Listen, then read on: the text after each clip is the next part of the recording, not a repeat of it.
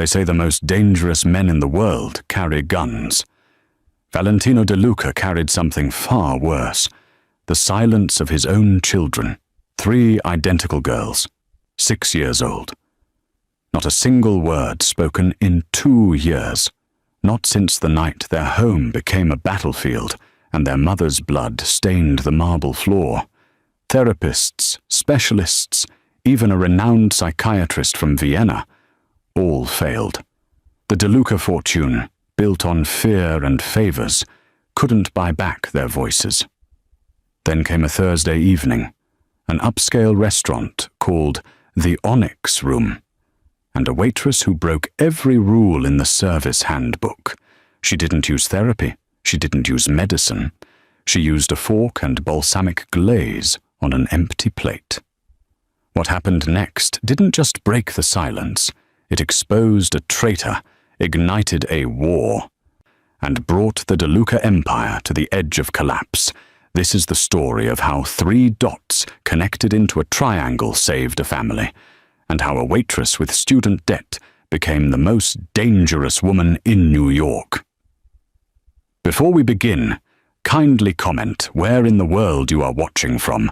I'm responding to everyone. The Onyx Room didn't cater to regular people. It catered to the kind of people who made regular people nervous. It was 7:30 p.m. on a Thursday, and the restaurant was performing its usual theater of hushed elegance. Crystal chandeliers, white tablecloths, so crisp they could cut. Waitstaff who moved like shadows. But tonight, even the shadows were afraid. Becca Angelo balanced 3 water glasses on a tray and tried to keep her hands from shaking. She was 26, drowning in student loan debt, and 1 bad shift away from eviction. A semester short of her special education degree, a dream she'd abandoned when the foster system took her younger brother and never gave him back.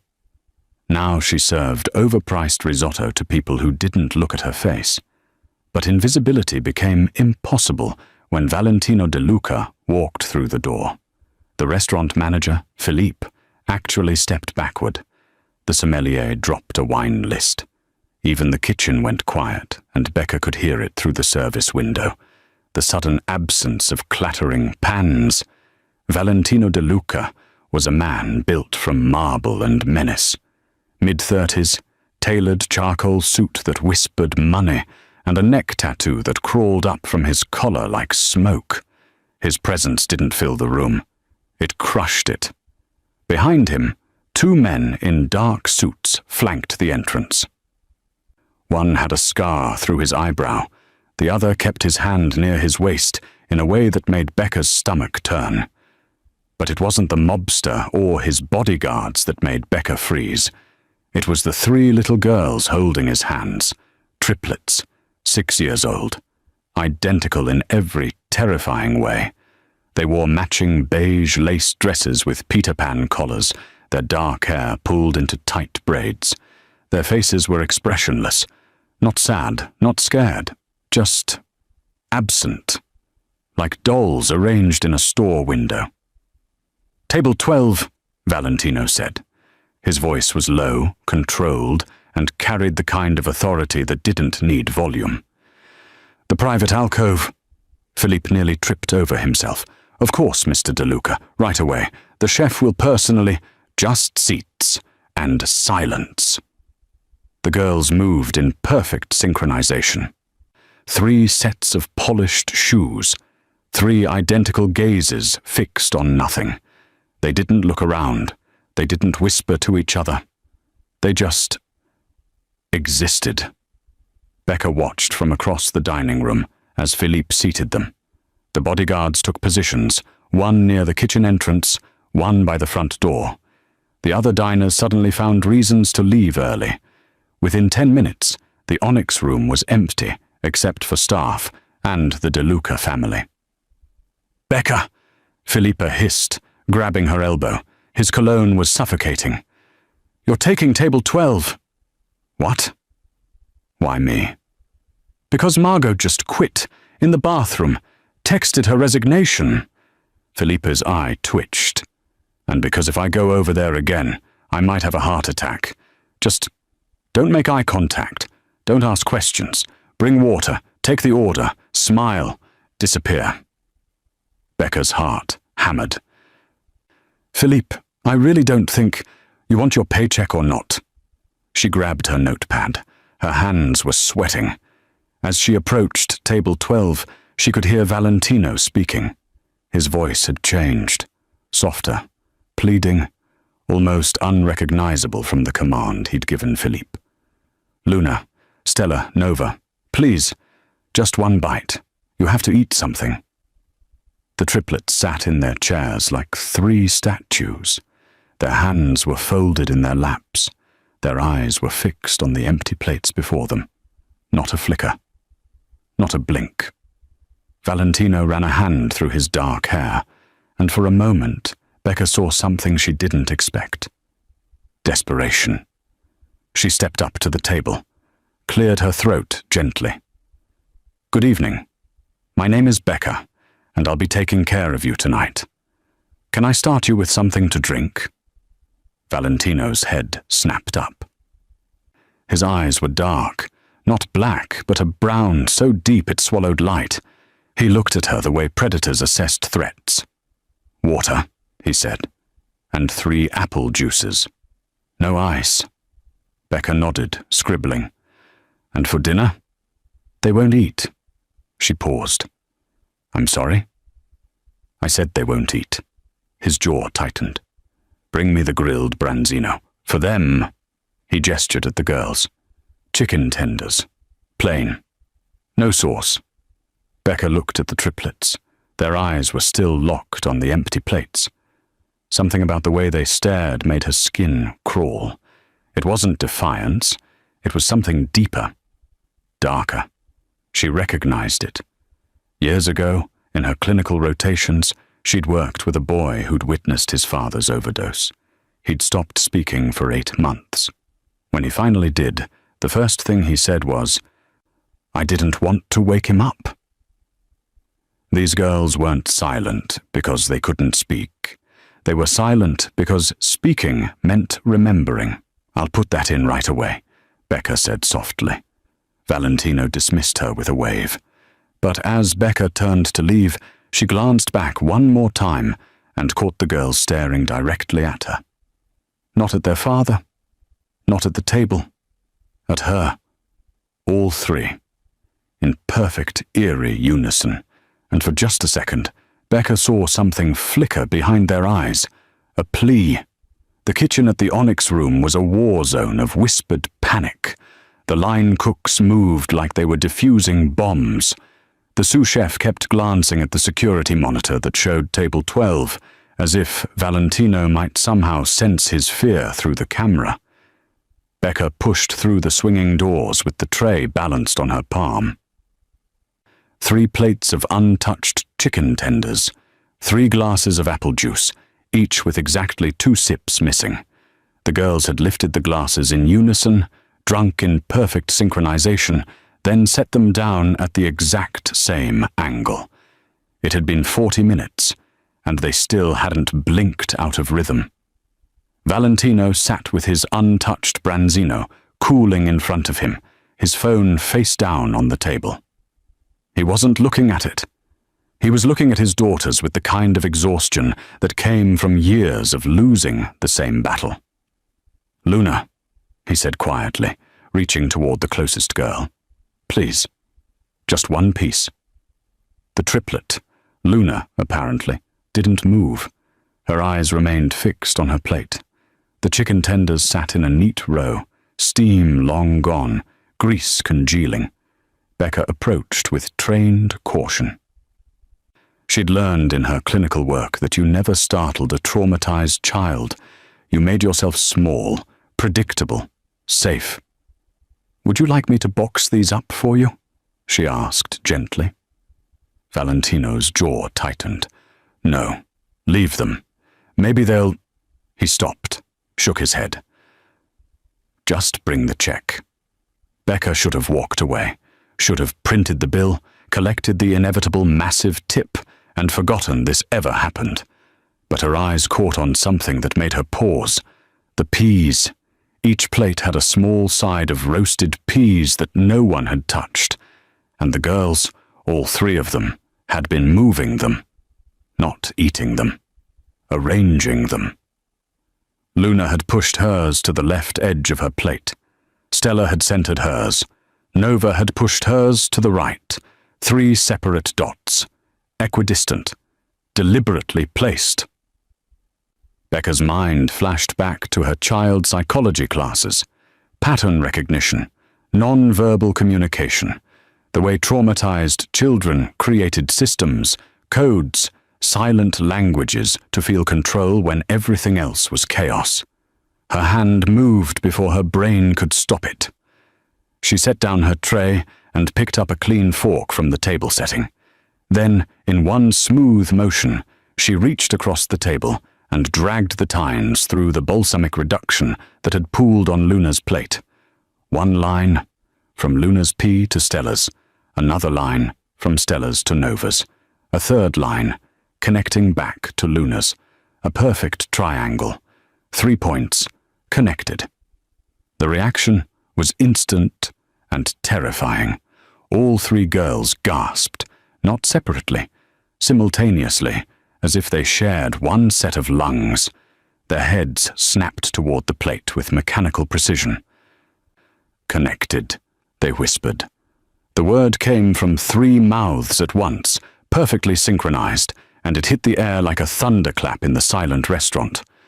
Valentino's chair screeched backward. He was on his feet, hands braced on the table, staring at his daughters like they'd just risen from the dead. "What did you—" His voice cracked.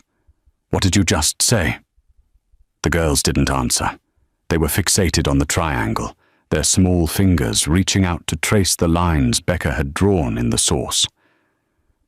"Connected," they whispered again, softer this time, almost reverent. Becca's hand was still holding the fork. Her heart was slamming against her ribs. She could feel the weight of Valentino's stare now, heavy and sharp. "What did you do?" he demanded, his voice low and dangerous. "I just—" Becca swallowed. "They were making a pattern. With the peas. I thought maybe— They haven't spoken in 2 years."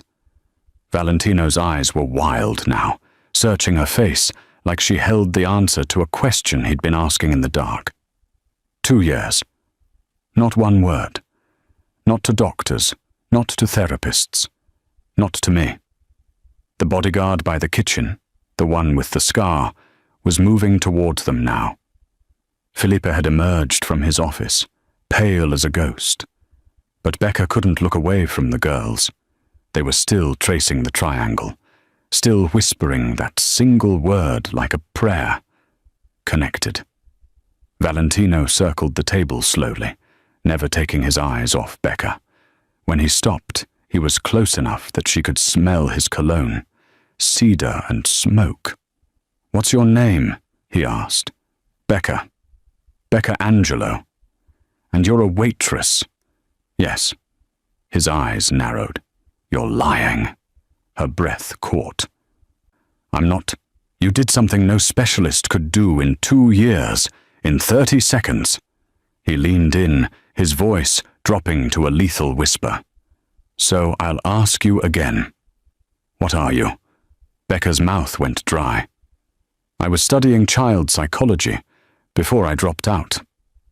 Valentino stared at her for a long moment. Then he pulled out his phone, typed something, and pocketed it again. "You don't work here anymore," he said. "Excuse me?" "You work for me now." He reached into his jacket and pulled out a business card. No name, just a phone number embossed in silver. "Be at this address tomorrow morning, 8 a.m. I can't just—" "Yes, you can."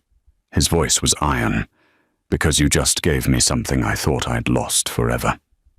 He looked back at his daughters, and for the first time since he'd walked in, Valentino De Luca smiled. It was the saddest thing Becca had ever seen. Becca made it exactly 4 steps toward the kitchen before Valentino's hand closed around her wrist. Not rough, not violent, but absolute. "We're not done talking," he said. Felipe materialized beside them, his face a mask of terror, trying to impersonate professionalism. "Mr. DeLuca, if there's been any issue with the service, I assure you, leave." Valentino didn't even look at him. Felipe vanished like smoke. Valentino guided Becca through the kitchen doors. The staff scattered immediately, abandoning half-plated dishes and simmering pans. Within seconds they were alone, among the stainless steel and steam. He released her wrist and leaned against the prep counter, arms crossed. The pose was casual, but everything about him radiated controlled danger. Like a blade resting in its sheath. "You're going to tell me everything," he said. "What you studied, where you trained, why you're slinging pasta instead of working with kids." Becca's back hit the walk-in freezer door. "I don't owe you my life story. No, but you owe me an explanation for what just happened out there." His eyes were locked on hers, unflinching. "My daughters haven't spoken since they watched men break into our home and put 3 bullets in their mother." 24 months of silence.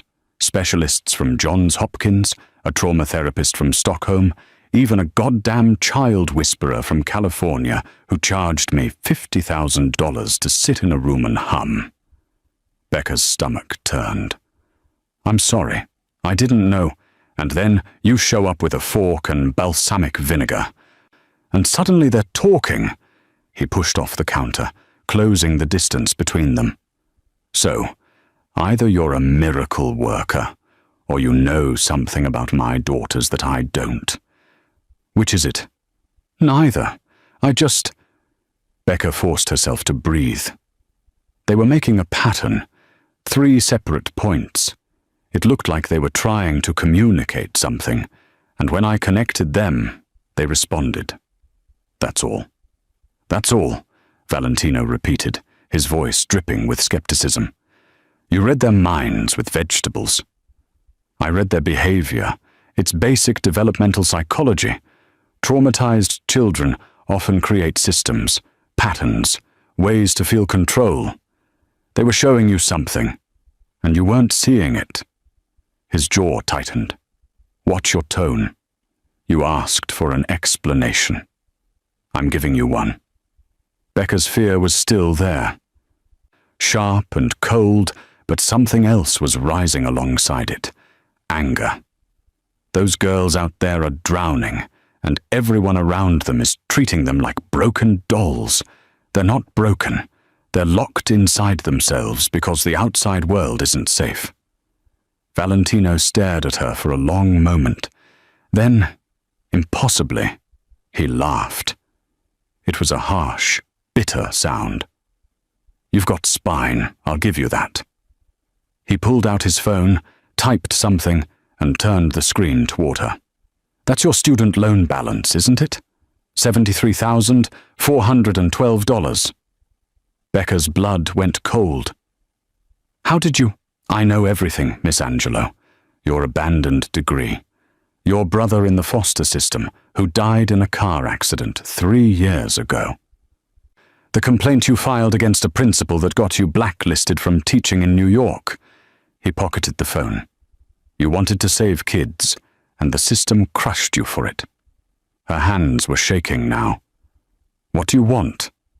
"I want you to work for me. Live in governess, full-time. Your only job is to get my daughters to speak in complete sentences." "That's not how trauma therapy works. You can't just—" "I'll pay off your loans, all of them. 73,000 cleared by tomorrow morning." He stepped closer. "And I'll get your teaching certification restored. I know people on the licensing board. People who owe me favors." Becca's breath caught. "That's illegal." "Yes." "You're bribing me." "Yes." "And if I say no?" Valentino's expression didn't change, but something flickered behind his eyes. Not a threat. Something worse. Desperation. Then I'll find someone else who says yes. But they won't be you. And my daughters responded to you. His voice dropped. I've spent 2 years watching them disappear a little more every day. I'll do anything to bring them back. Anything. Becca looked past him toward the kitchen doors. She could see table 12 through the circular window. The triplets were still tracing the triangle on the plate, their movements synchronized, hypnotic. She thought about her student loans, the eviction notice taped to her apartment door, the teaching career she'd lost trying to protect a kid from his abusive father. She thought about her brother, the way his foster parents hadn't noticed he'd stopped eating until it was too late. I need to know something first, Becca said quietly. Those men who broke into your home. The ones who killed their mother. Did you find them? Valentino's face went cold and hard. Yes. And? They're not a problem anymore. Becca closed her eyes. When she opened them, she'd made her decision. I'll do it. But I have conditions. Name them. I control their schedule, their therapy, their environment. You don't override me, you don't question my methods, and you don't bring your work around them. Ever. Done. And when I get them talking again, she met his eyes, you let me go. No strings, no favors owed. Valentino extended his hand. Deal. Becca shook it.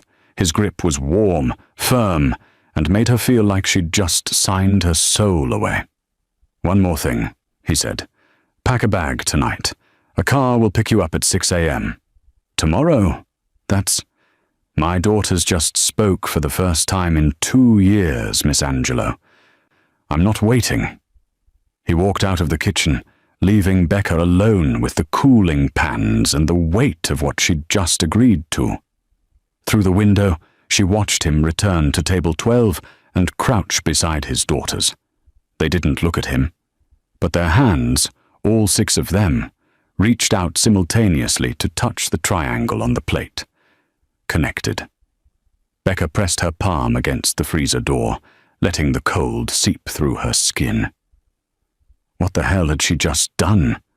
The DeLuca estate wasn't a home. It was a fortress disguised as a museum.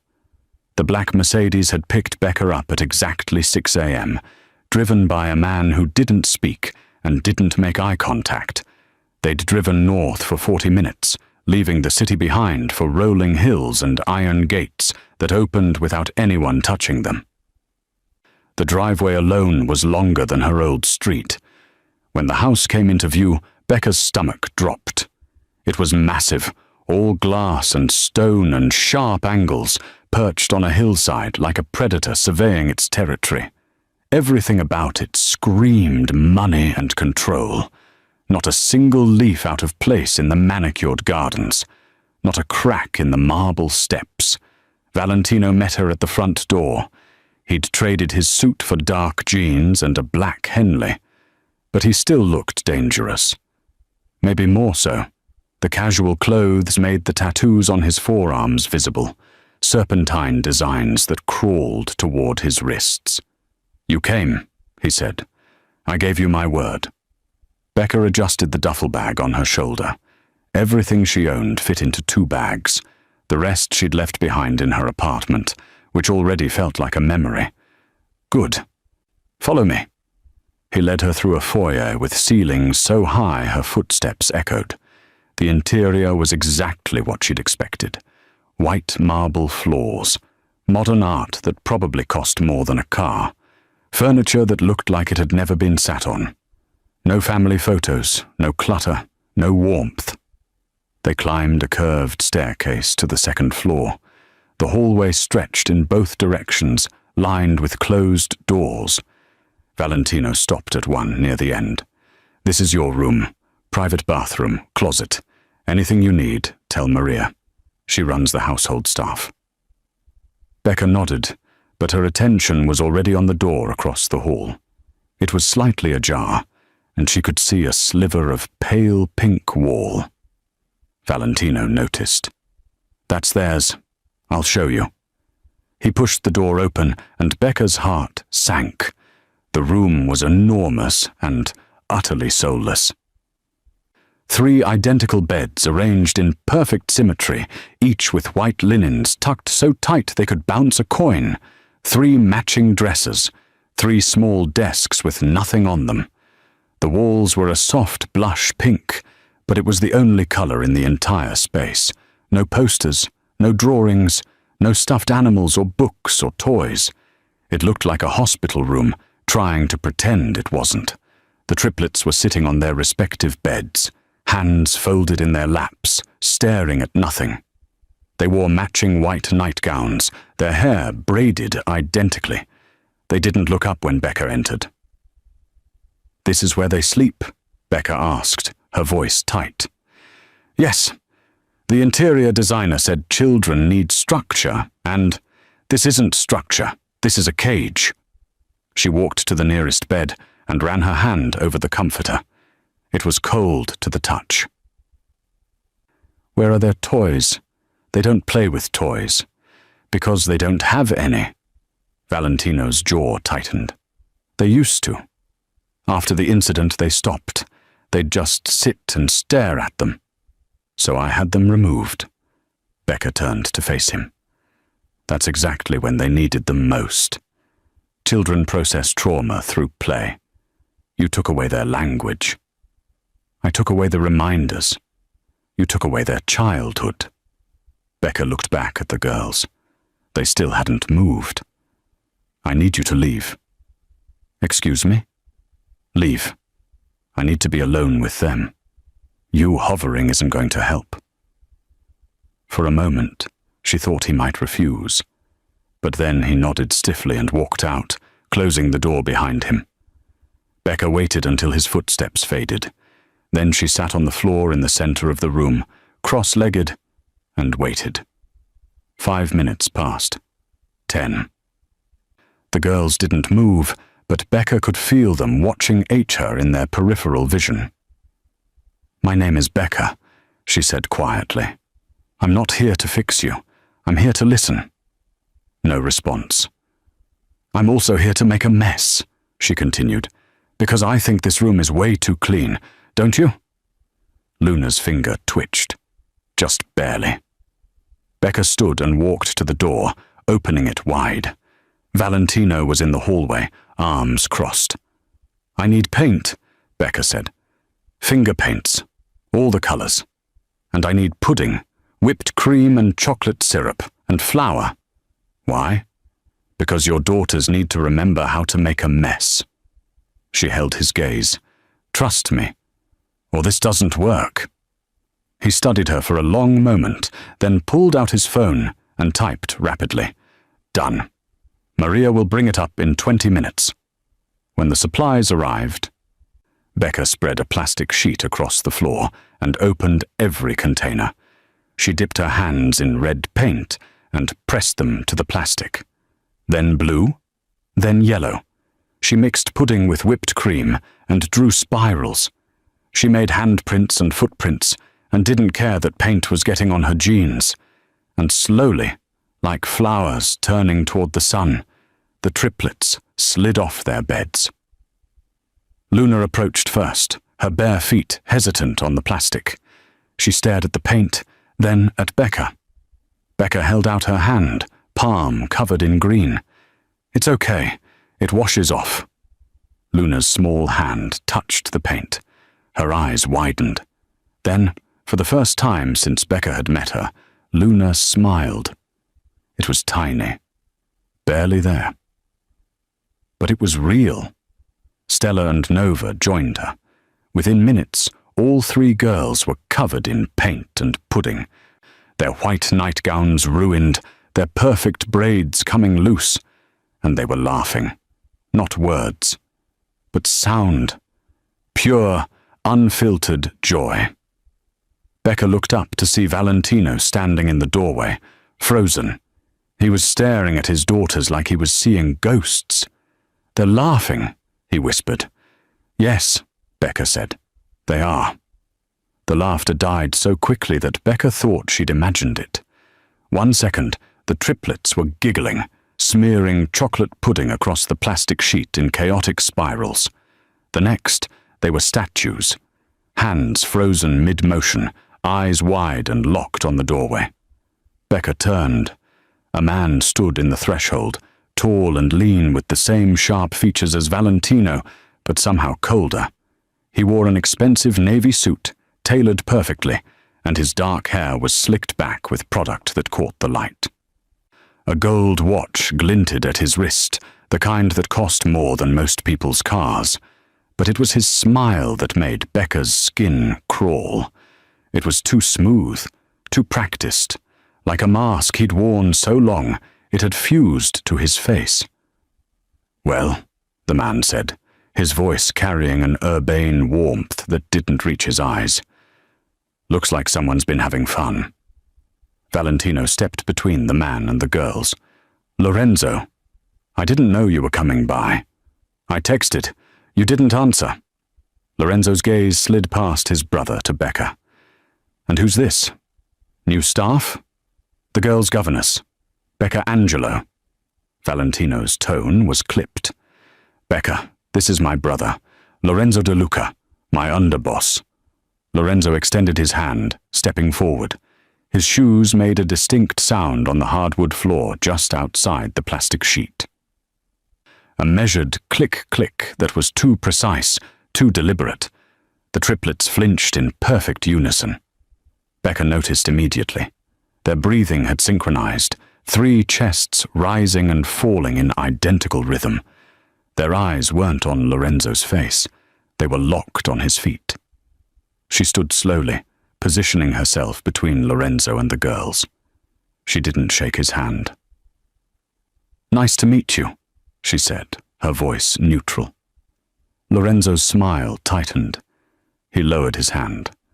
"Governess, how modern. I thought we'd agreed on boarding school, Fratellino." "We didn't agree on anything," Valentino said.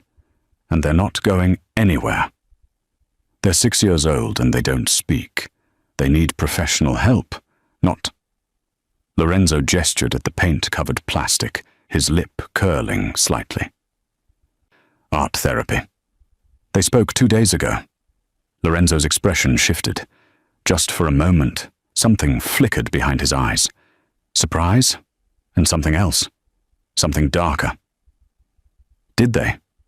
He looked at the girls, his head tilting. "What did they say?" "1 word, but it's progress. 1 word in 2 years." Lorenzo laughed, but there was no humor in it. "Dante, be realistic. These girls are a liability. The family needs strength right now, not—" "Careful." Valentino's voice dropped to something lethal. "That's my daughters you're talking about." The air in the room changed. Becca could feel the tension coiling like a spring about to snap. Lorenzo raised his hands in mock surrender. "I'm just looking out for the family. You know that." He glanced at Becca. "No offense to your new hire, but trauma like theirs doesn't just go away because someone plays in the mud with them." "It's pudding," Becca said flatly. Lorenzo blinked. "What? Pudding? Not mud. And sensory play is a proven therapeutic technique for processing trauma in children." "Is that so?" Lorenzo's smile returned, sharper now. He took a step closer, his shoes clicking against the floor again. All 3 girls jerked backward simultaneously, their hands clutching at each other. Becca's pulse spiked. She'd seen fear responses before, but this was something else. This was recognition. The girls weren't just afraid of Lorenzo. They knew him, knew the sound of his approach. "I think it's time for you to go," Becca said, her voice steady, despite the adrenaline flooding her system. Lorenzo's eyebrows rose. "Excuse me?" "The girls need consistency and calm. You're disrupting their session." She held his gaze. "So unless you have business with Mr. De Luca that can't wait, I'm asking you to leave." For a moment, Lorenzo just stared at her. Then he laughed, a genuine sound this time, though it carried an edge like broken glass. "She's got fire, this one. Where did you find her, Dante?" "Craigslist." "A restaurant," Valentino said. "Now get out." Lorenzo's smile vanished. He looked at his brother, and Becca saw something pass between them. An old argument. A wound that had never healed. "Fine. But we need to talk. Tonight. About the Moretti situation." Lorenzo adjusted his cufflinks, a gesture that seemed designed to draw attention to his hands, to the snake tattoo that coiled around his right wrist, its head resting on the back of his hand. The girls made a sound, all three of them. A small, sharp intake of breath. Becca saw it then. Stella was staring at the tattoo like it was a loaded gun. Lorenzo noticed. His expression shifted into something that might have been sympathy if it weren't so calculated. Poor things. Still so jumpy. He looked at Valentino. "You sure you want them here? The estate isn't exactly child-proof these days." "They're safe here." "Are they?" Lorenzo's gaze lingered on the girls for a beat too long. "I hope you're right, Fratellino." He turned and walked away, his shoes clicking against the hardwood in that same measured rhythm. The sound faded down the hallway, down the stairs, until finally a door closed somewhere far below. Only then did the triplets breathe normally again. Becca knelt beside them, her mind racing. "Hey, it's okay. He's gone." But the girls weren't looking at her. They were looking at the doorway, their small hands still clutched together in a knot of fingers and fear. Luna's lips moved. No sound came out, but Becca read the word on her mouth. Snake. Valentino saw it too. His face went pale. "Becca, we need to talk. Now." Becca couldn't sleep. The guest room was too quiet, too perfect, like sleeping in a showroom. She'd been lying awake for 2 hours, staring at the ceiling and replaying Lorenzo's visit in her mind. The way the girls had frozen, the way they'd stared at his shoes, his tattoo, like they were staring at the barrel of a gun. At 11:43, she heard it. Tap, tap, tap, tap. The sound was faint, rhythmic, coming from across the hall. Becca threw off the covers and padded to her door, opening it just enough to peer out. The hallway was dark, except for a sliver of light beneath the triplets' door. She crossed the hall silently and eased the door open. The girls were in their beds, but they weren't sleeping. They were sitting upright, their small hands moving in synchronized patterns against their wooden bed frames. Tap, tap, tap, tap, tap, tap. It wasn't random. Becca's breath caught as she watched. Each girl was tapping a different rhythm, but they were all connected, layered over each other like a conversation in code. Luna tapped twice, paused, then 3 times. Stella answered with a single tap, then 2 quick ones. Nova completed the sequence with 4 measured beats. Then they started again. The same pattern, precise, deliberate. Becca stepped into the room. "Hey, what are you doing?" The tapping stopped instantly. 3 sets of dark eyes turned toward her, wide and startled. "It's okay," Becca said softly, raising her hands. "I'm not mad. I just want to understand." She moved to Luna's bed and sat on the edge, careful not to crowd her. Up close, she could see the concentration on the girl's face, the intelligence burning behind the silence. "Can you show me?" Becca asked. Luna looked at her sisters. Some invisible communication passed between them. Then, slowly, Luna lifted her hand and tapped the bed frame. Tap, tap, tap, tap, tap, tap. Becca watched, her mind working. It wasn't Morse code. The intervals were too irregular, but it was definitely intentional, a system they'd created. "Is it a language?" she asked. Nova nodded, just barely. Becca's pulse quickened. This was it. This was how they'd been communicating. not with words, but with patterns, with rhythm and repetition. "What are you saying?" she asked gently. Stella reached for the nightstand and pulled out a small pad of paper and a pencil. Her movements were careful, practiced. She began to draw. First 3 circles, small and evenly spaced. Then lines connecting them. Not random lines, coordinates, a grid. Becca's stomach dropped as she recognized what she was seeing. "You're mapping the house." The girls nodded in unison. Stella kept drawing. She added rectangles for rooms, marked doorways, traced hallways. Her tiny hand moved with eerie precision, creating a blueprint from memory. Luna and Nova watched, occasionally tapping corrections that Stella incorporated without question. "Why are you mapping the house?" Becca asked, though she was beginning to suspect the answer. Stella's pencil stopped. She looked at her sisters again. The silent conversation happened faster this time. Some agreement reached in the space between heartbeats. Then Luna pointed to a specific rectangle on the map. A room on the first floor.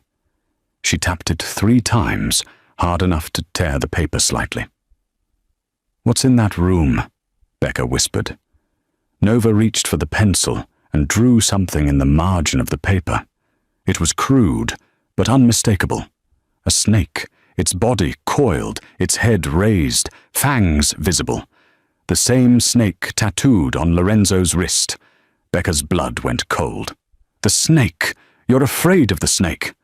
All 3 girls nodded. "Is it Lorenzo? Are you afraid of Lorenzo?" Another nod. Slower this time. Heavier. Becca's mind was racing. The girls had witnessed their mother's murder 2 years ago. They'd stopped speaking that night, and now they were mapping the house, tracking movements, creating escape routes. "Who are you hiding from?" she asked, even though she already knew. Stella took the pencil again. She drew another snake, this one bigger, more detailed. She added the outline of a hand, a wrist, the exact placement of Lorenzo's tattoo. Then, in shaky letters, she wrote a single word. "Uncle." Becca's hands were trembling.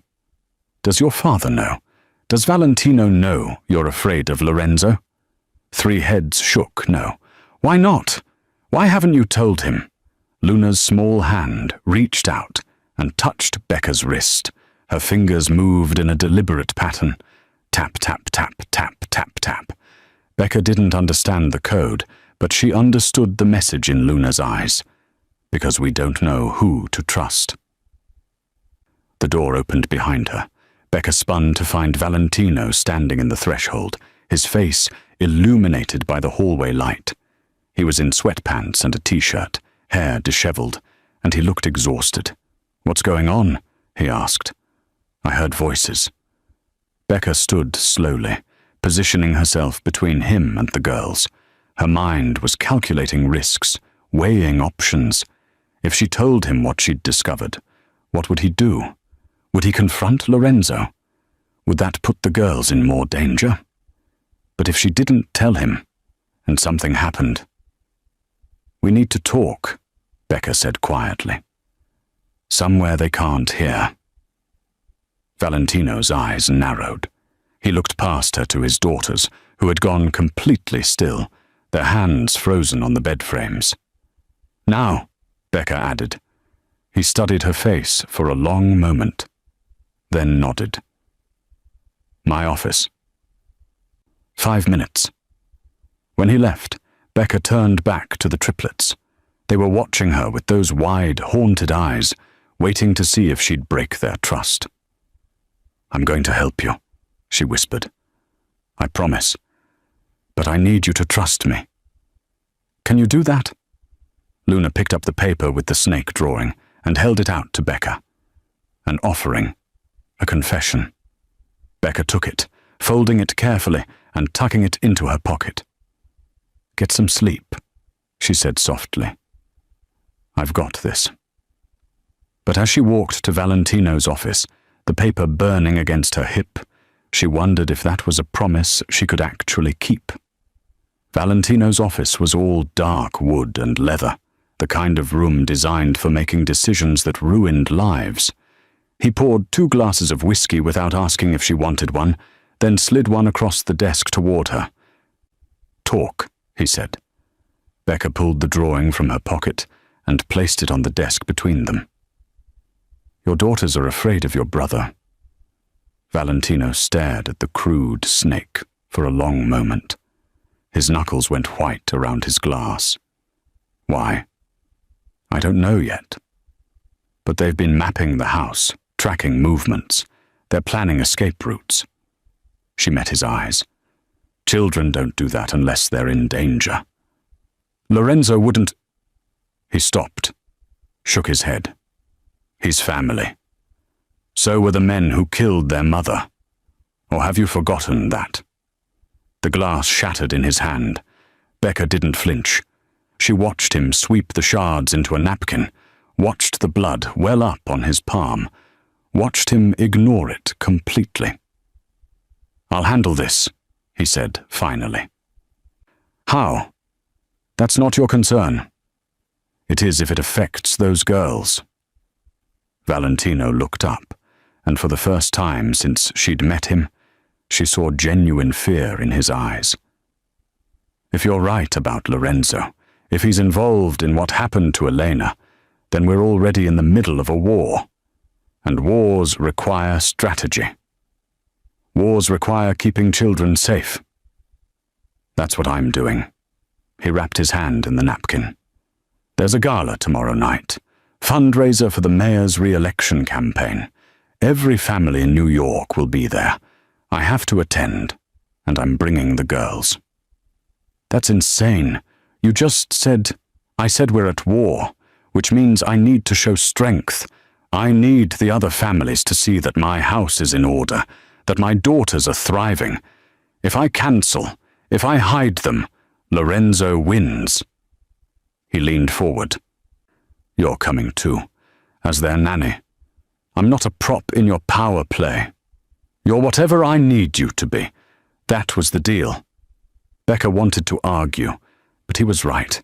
She'd signed up for this, and walking away now meant abandoning 3 little girls who'd finally started to trust her. "Fine," she said, "but the girls don't leave my sight. Not for a second." The Plaza Hotel ballroom glittered like a dragon's hoard. Crystal chandeliers, champagne fountains, women in gowns that cost more than Becca's old car. The air smelled like expensive perfume and older money. Becca stood near the wall in a simple black dress that Valentino had sent to her room that morning. It fit perfectly, which somehow made her feel more uncomfortable. The triplets flanked her in matching burgundy velvet dresses, their hair in elaborate braids courtesy of Maria. They looked beautiful. They looked terrified. Becca kept one hand on Luna's shoulder, feeling the rapid flutter of the girl's pulse beneath the fabric. Across the room, Valentino worked the crowd with practiced ease, shaking hands, laughing at jokes that probably weren't funny, playing the role of legitimate businessman. Lorenzo appeared at his elbow like a shadow, equally polished, equally dangerous. "Breathe," Becca whispered to the girls. "I'm right here." The evening crawled by in a haze of forced smiles and careful conversations.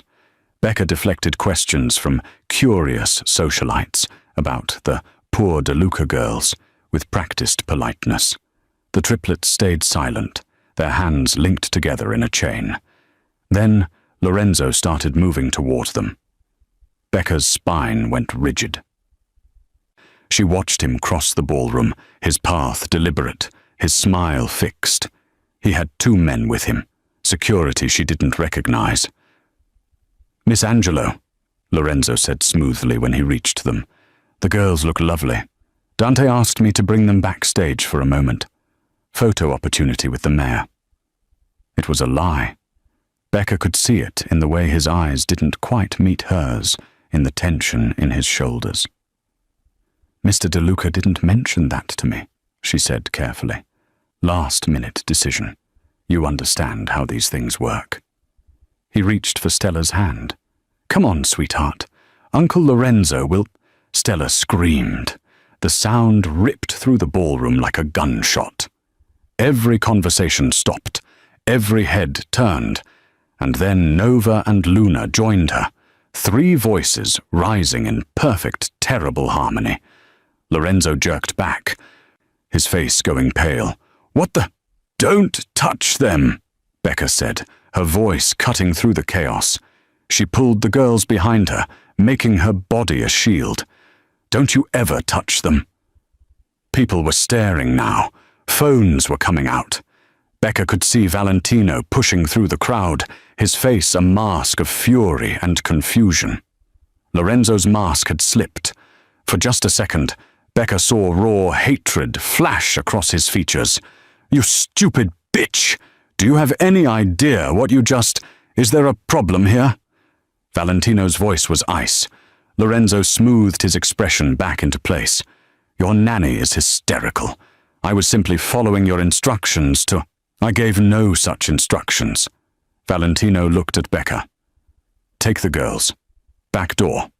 Cars waiting." Becca didn't need to be told twice. She scooped up Nova, grabbed Luna and Stella's hands, and moved toward the service exit. Behind her, she could hear Lorenzo's voice rising, Valentino's dropping to something lethal.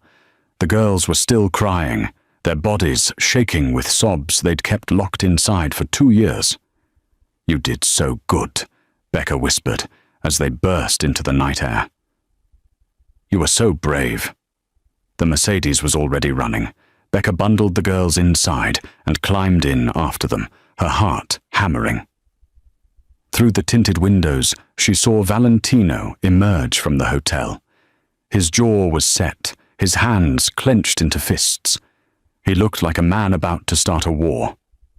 And maybe, Becca thought as the car pulled away, that was exactly what was about to happen. The ride back to the estate was silent, except for the girls' hiccuping breaths as they came down from their panic.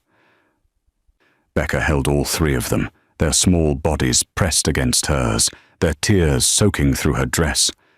She didn't speak, didn't try to soothe them with empty promises. She just held on.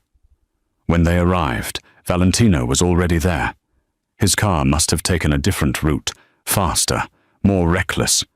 He was waiting in the foyer, his bow tie undone, his jacket gone. He looked like a man barely holding himself together. "Get them to bed," he said to Becca. His voice was flat, dangerous. "Valentino, now." Becca ushered the girls upstairs, helped them out of their velvet dresses, washed the tear-streaked makeup from their faces. They clung to her the entire time, their small hands fisted in her clothes like she might disappear if they let go. "It's okay," she whispered as she tucked them into bed. "You're safe. I promise." But the words felt hollow. She didn't know if they were safe, didn't know if any of them were. When she came back downstairs, Valentino was in his office, standing at the window with his back to the door. A fresh glass of whiskey sat untouched on his desk. "You humiliated me tonight," he said, without turning around. "I kept your daughters safe. By causing a scene in front of every crime family in New York. By making it look like I can't control my own household." He spun to face her, and his eyes were blazing. "Do you have any idea what you've done?" "I stopped Lorenzo from taking them. That's what I did." "He's my underboss, my brother. He wouldn't what?" Becca pulled the drawing from her pocket and slapped it on his desk. "Wouldn't terrify 3 little girls. Wouldn't make them so afraid they've spent 2 years mapping escape routes?" Valentino stared at the snake. His jaw worked, but no words came out. "Your daughters didn't stop speaking because of trauma," Becca continued, her voice shaking. "They stopped because they didn't know who was safe. They saw their mother murdered, and then they saw that." She pointed at the snake. "That tattoo. on someone they were supposed to trust. You're saying Lorenzo killed Elena. I'm saying your daughters think he did, and children don't lie about fear. Valentino's hands were shaking. He braced them on the desk, his head dropping. He's my brother. Then prove me wrong. Check the security logs from 2 years ago. You said men broke into your home. How did they get past your security? How did they know exactly when Eleanor would be alone with the girls? It was a coordinated attack. They had inside information. From who? The question hung in the air like a guillotine blade. Valentino straightened slowly. He moved to his computer, fingers flying across the keyboard. Becca watched as screen after screen of data populated. Security footage, access logs, communication records.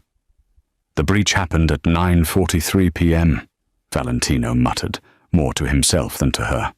South entrance. The system shows it was overridden with an administrative code. Who has those codes? Me, my head of security. And... He stopped. His face went white. Lorenzo. Becca's stomach dropped. When was the last time he used his code? Valentino's fingers moved, clicked. The timestamp appeared on screen. 9:41 p.m. 2 minutes before the breach. No, Valentino whispered. No, there has to be an explanation. Maybe he was checking the system. Maybe... Look at the location. Becca leaned over his shoulder, pointing at the screen. He wasn't here. He wasn't at the estate. He was logged in remotely. Valentino pulled up another file. Security footage from that night. Grainy, dark, but clear enough. 3 men in masks moving through the house. And there, reflected in a mirror in the background, a 4th figure. Watching. Directing. The figure lifted his hand, speaking into a phone. The snake tattoo was clearly visible on his wrist. Valentino made a sound like he'd been gutted. He staggered back from the desk, one hand pressed to his chest. Dante. Lorenzo's voice came from the doorway. They both spun. Lorenzo stood there with 4 men behind him. All armed. His smile was gone, replaced by something cold and tired. I was hoping we could do this the easy way, Lorenzo said, but you always were too sentimental about those girls. Valentino's hand moved toward his waistband, but Lorenzo's men already had their weapons drawn. Don't, Lorenzo said softly. You're outnumbered, outgunned, and I've already sealed the estate. No one gets in. No one gets out. You killed Elena, Valentino said, his voice raw. Your own sister-in-law, the mother of my children. I removed an obstacle. Elena was making you weak, making you soft, just like those daughters are now. Lorenzo stepped into the room. This family needs strength, Dante. And you stopped providing it the day you decided to play house. Becca's mind was racing. The girls were upstairs, alone, unprotected. If Lorenzo had sealed the estate, if he'd brought men inside, what do you want? Valentino asked. Your resignation. You step down, name me head of the family, and I'll let you live. You and your little nanny can take the girls somewhere far away and play pretend family all you want. Lorenzo's eyes shifted to Becca. Or you can refuse, and I'll finish what I started 2 years ago. Choice is yours. Becca saw Valentino's hand move, saw him calculating odds, measuring distances. Don't be stupid, brother, Lorenzo said. You can't win this. Maybe not, Valentino replied, but I can make sure you don't either.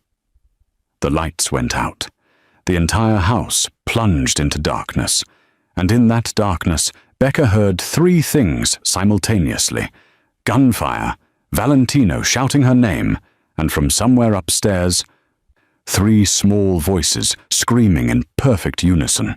A warning. A code. The enemy was already inside. The gunfire was deafening in the darkness. Becca dropped to the floor as bullets punched through the office walls, sending splinters of wood and plaster raining down. She couldn't see anything, could only hear Valentino returning fire, the muzzle flashes lighting the room in strobing bursts. "Becca!" Valentino's hand found her arm, yanked her toward the wall. "The girls! We have to get to them!" They crawled through the darkness, staying low. Behind them, Lorenzo was shouting orders, his men flooding into the office. Valentino fired twice more, buying them seconds.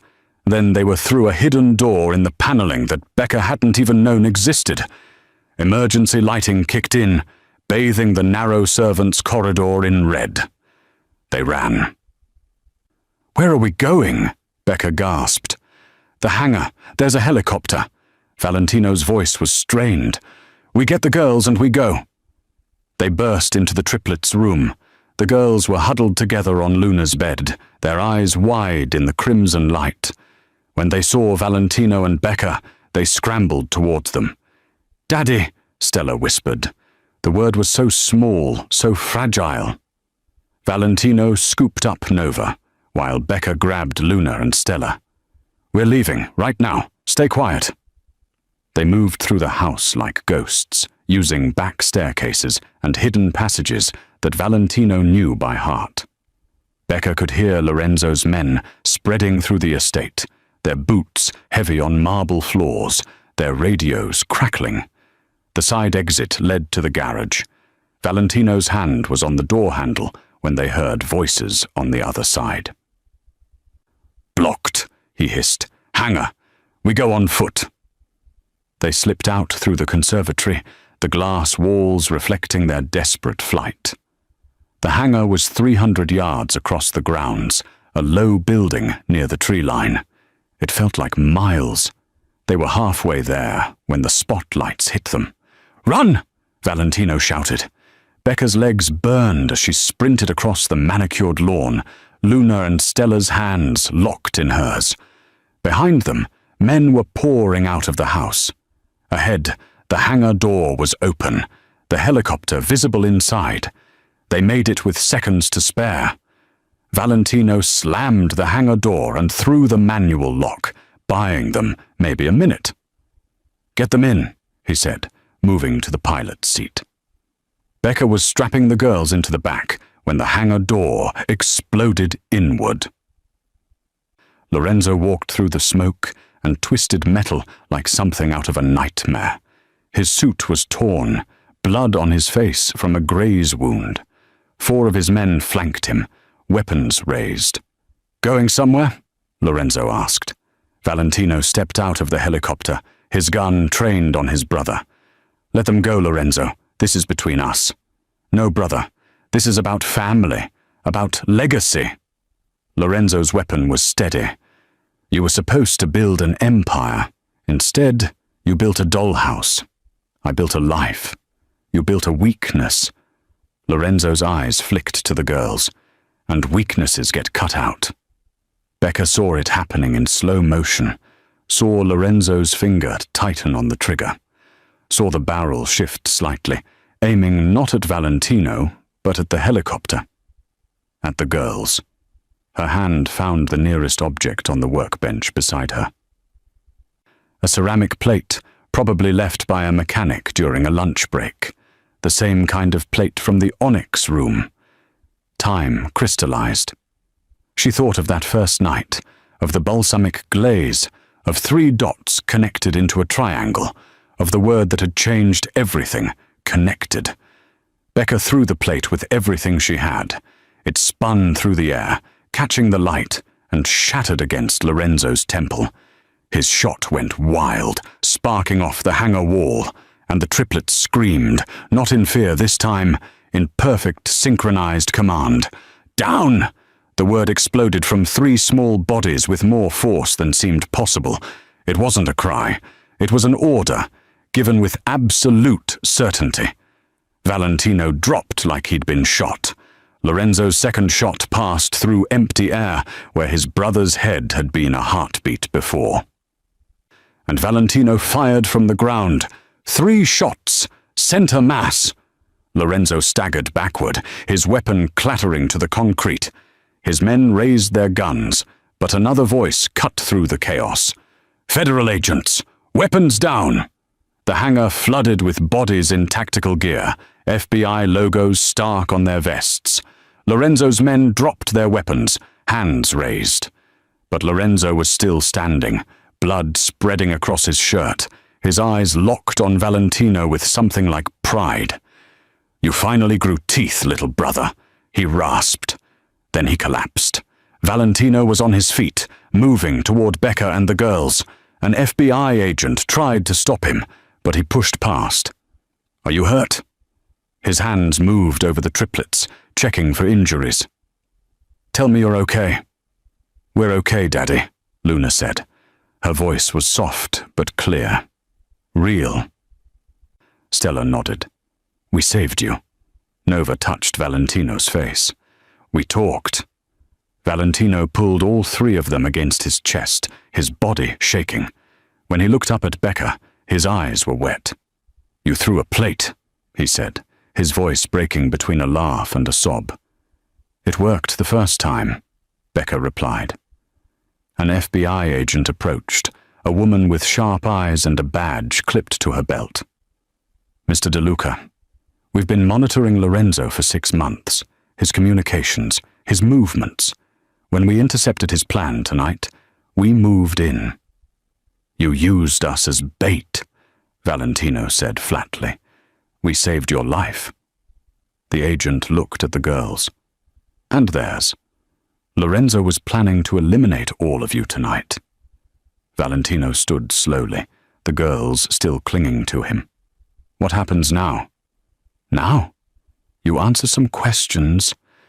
You make some choices." The agent's expression softened slightly. "And you figure out what kind of man you want to be when this is over."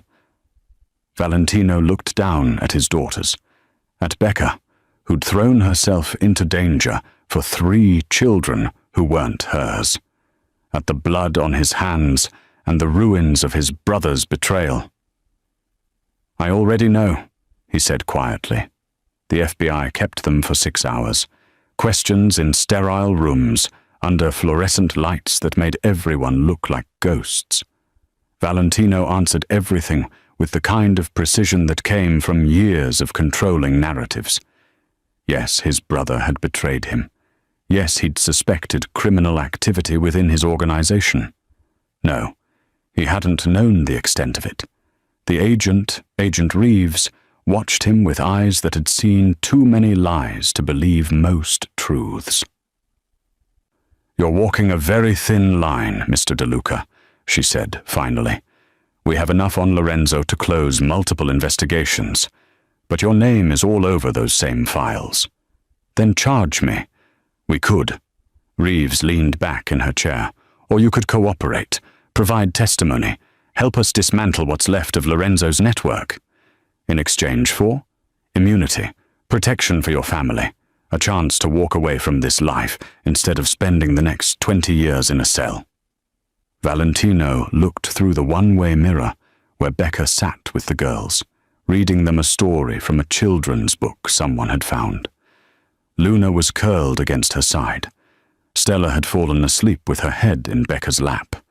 Nova was fighting to keep her eyes open, losing. "What do I have to do?" he asked. 3 weeks later, the DeLuca estate was swarming with federal agents executing search warrants and accountants seizing assets. Valentino stood in his bedroom, the one he'd shared with Eleanor before she died, and packed a single suitcase. Not the expensive suits, not the silk ties or the Italian shoes, jeans, t-shirts, a leather jacket his father had given him before the old man went to prison. Things a person wore when they were just a person. Becca appeared in the doorway. "The girls are in the car. They wanted to bring the finger paints." "All of them?" "Every single container, plus the paper, the plastic sheets, and what I'm pretty sure is a yogurt cup they're using as a brush holder." Valentino smiled. It felt strange on his face. Unfamiliar. "Where are we going?" "You're asking me?" "You're the one who saved our lives with a plate." I figure you've earned some decision-making power." Becca crossed the room and took his hand.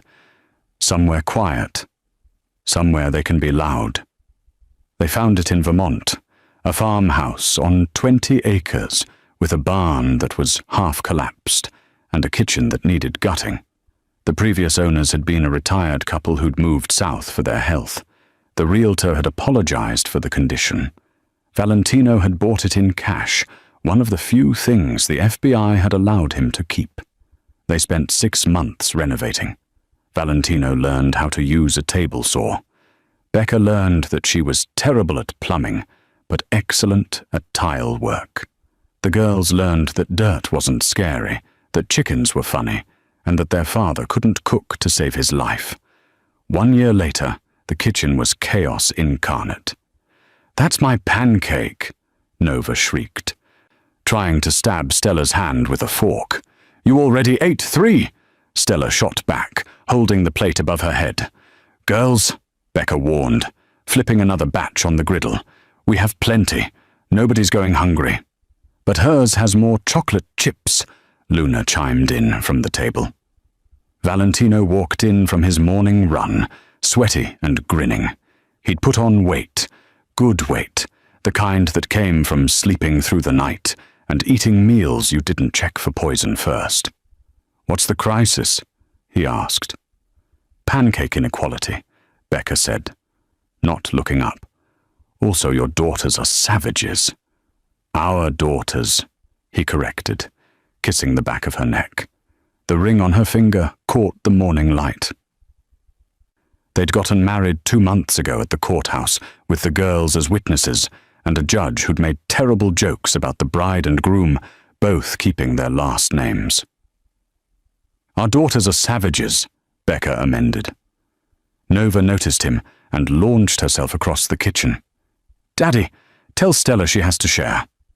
"Tell Nova she's being greedy," Stella countered. "Tell them both that I should get the extra pancakes, because I'm the oldest," Luna added with impeccable logic. Valentino caught Nova mid-flight and spun her around. "I think you're all going to share equally, or nobody gets chocolate chips tomorrow." The simultaneous gasp of horror was deeply satisfying. He set Nova down and moved to the stove, wrapping his arms around Becca's waist as she worked. "How's the morning been?" "Loud," she said. "Chaotic. Perfect." Through the window, he could see the barn they'd converted into offices. The sign out front read, "Sentinel Security Consulting," in simple black letters. Legitimate work. Background checks. Private security for executives. Cybersecurity consulting. Boring. Legal and entirely his. His phone buzzed. A text from his new business partner, a former FBI agent named Marcus, who'd retired to start his own firm and had taken a chance on Valentino when most people wouldn't. "Client meeting moved to 2 p.m. Don't be late." "I have to go into town this afternoon," Valentino said. "The Henderson contract?" "Yeah, should be straightforward." "Nothing with you is straightforward," Becca said, but she was smiling. Stella appeared at his elbow. "Daddy, can we come?" "To a business meeting?" "We'll be good. We'll be so quiet." "You 3? "Quiet?" Valentino raised an eyebrow. "I don't believe it for a second." Luna and Nova rushed over, forming their devastating triple-pronged attack. "Please, we want to see your office." Valentino looked at Becca. She shrugged. "They've been practicing their professional behavior." "That's terrifying." "Deeply." He crouched down to the girl's level. "Okay, but you have to promise. No running, no yelling, and absolutely no rearranging Mr. Henderson's office." "We only did that once," Nova protested. "Once was enough." They squealed and ran to get their shoes, a thundering herd of enthusiasm and mismatched socks. Becca plated the pancakes, calling the girls back to the table. They came reluctantly, arguing about who got to sit where, whose fork was whose, whether syrup should go on pancakes or beside them. Valentino watched them from the doorway, these three small humans who'd stopped speaking for 2 years, and now couldn't seem to stop, who'd saved his life by finding their voices at exactly the right moment. "You good?" Becker asked softly. He thought about Lorenzo, dying in a federal detention center from complications of his injuries, about the empire he'd walked away from, about the man he used to be, who'd ruled through fear and violence and money. That man was gone. In his place was someone softer, someone who knew how to make breakfast, who got paint on his jeans, who'd learned that the most powerful thing in the world wasn't a gun or a threat. It was 3 little girls saying, "I love you, Daddy," before bed. "Yeah," Valentino said, pulling Becker close. "I'm good." From the table came another shriek. "Nova put syrup in my juice. It was an accident. You're holding the bottle," Becker sighed. "And this is our life now." "Loudest life I've ever lived," Valentino said. He wouldn't trade it for anything.